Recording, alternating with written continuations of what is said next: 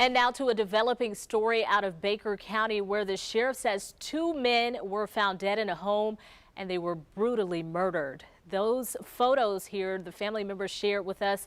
54-year-old David Siggers, the other victim identified as 49-year-old James Michael Thomas.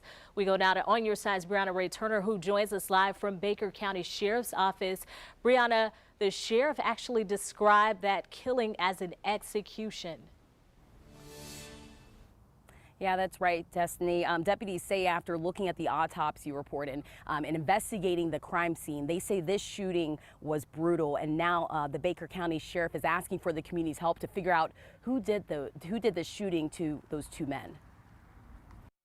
It was Monday morning when Baker County Sheriff's deputies found two men shot to death in a home on Sawtooth Road. We can say that these two victims were brutally murdered and may have been targeted. Let's make no mistake about it. This was an execution-styled murder. This is a photo family shared with First Coast News of one of the victims. 54-year-old David Daniel Siggers. Deputies identified the other man as 49-year-old James Michael Thomas. Siggers' family tells us the two were good friends. Siggers has no criminal history. Thomas has some minor misdemeanor offenses, nothing since 2019. Family says they believe Siggers was robbed because they heard his guns were missing from his home. Investigators believe the victims were shot over the weekend and there's no threat to the community. We don't have any information on suspects at this time.